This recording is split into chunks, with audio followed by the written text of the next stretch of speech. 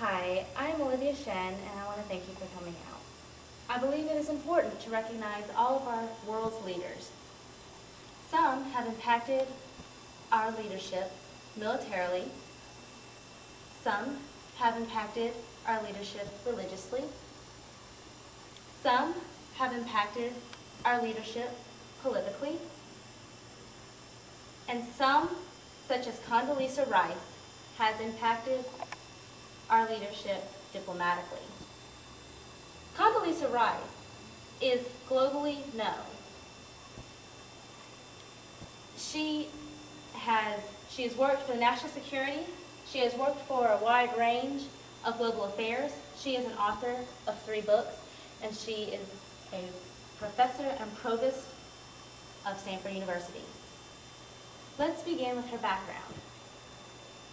Condoleezza Rice, an African-American woman, was born on November 14, 1954, in segregated Birmingham, Alabama.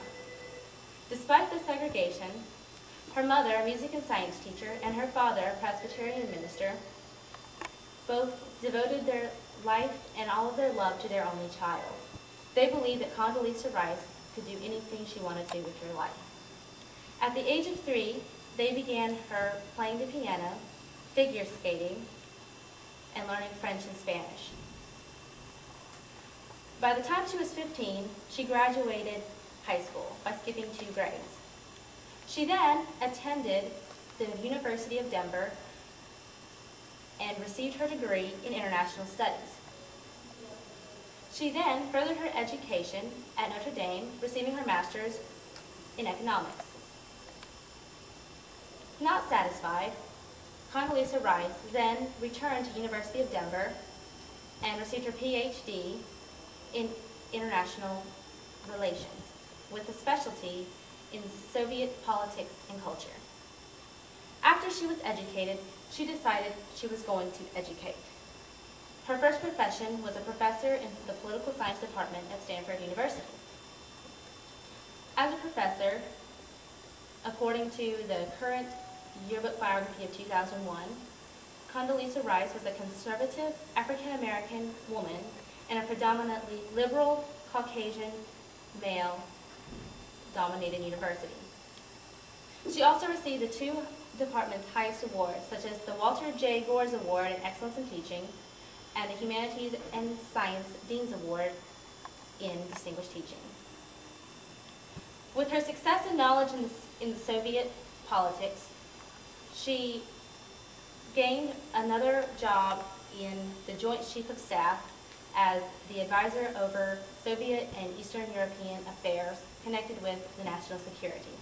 Through this profession, she was associated with the 41st President, George H. Bush.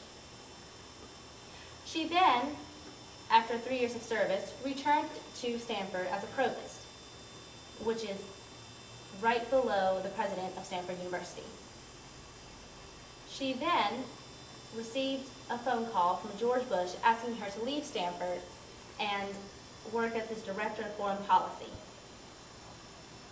She accepted this, and during the election of 2001, when George W. Bush became the 43rd president, he appointed Condoleezza Rice as his national security advisor.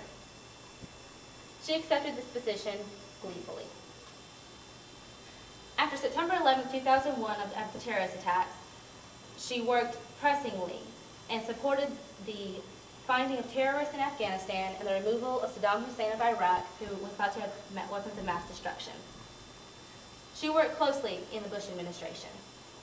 In 2005, when Colin Powell resigned from his seat as Secretary of State, she was then appointed Secretary of State, replacing him. She worked tirelessly and pressingly in foreign policies and toughening the foreign relations.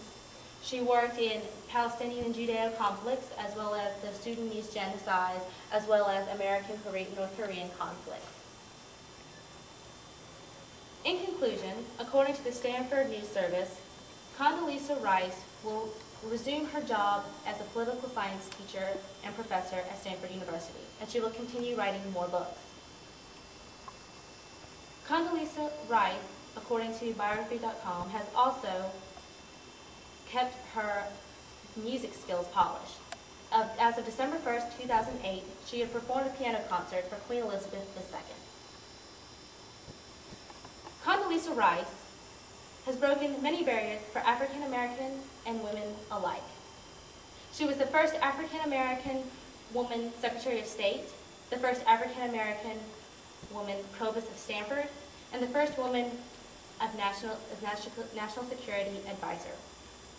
This woman has dedicated her life to the nation and to her public work. Some have even said that Condoleezza Rice is the most powerful woman on the earth. Thank you.